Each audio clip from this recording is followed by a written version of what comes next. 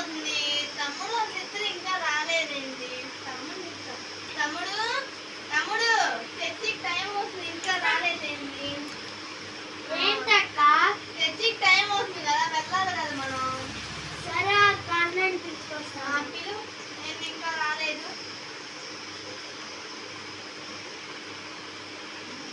అన్నా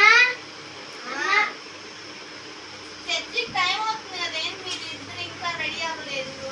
నేను ఈరోజు చర్చికి రానక్క, సినిమాకి వెళ్ళాలా?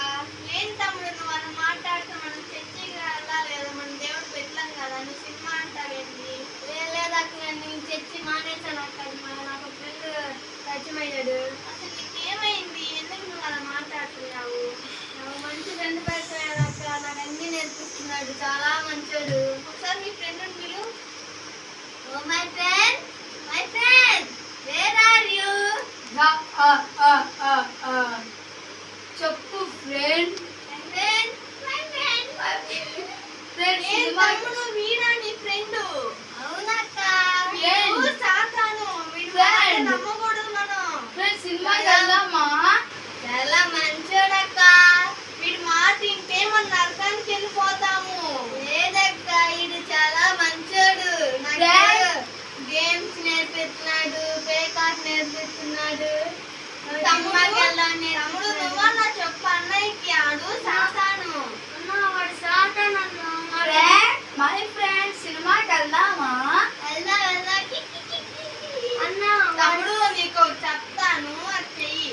ఇప్పుడు నువ్వు సాతాను నమ్ముకున్నావు అనుకో, నువ్వు నరకానికి వెళ్ళిపోతావు, నువ్వు కాలిపోతావు. కాదు, చాలా మంచోడు. మనమంతా సినిమాకి వెళ్ళి భూతవాళ్ళు ఆడి మంచిగా ఆడుకొని అన్ని ఆడి వద్దాము.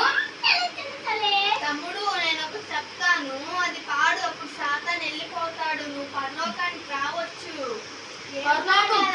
పరలోకం ఏమొద్దు, నరకానికి వెళ్దాం. నేను ఒకటి చెప్తాను, అది చెయ్యండి ఇద్దరు. గో గో సాతానా, ఓ గో గో సాతానా, చూసావా? వాడికి యేసయ్య అంటే నచ్చదు, ప్రార్థన చేసే వాళ్ళంటే నచ్చదు. మనం మంచిగా ఉండి మనందరం పరలోకానికి వెళ్ళాలి.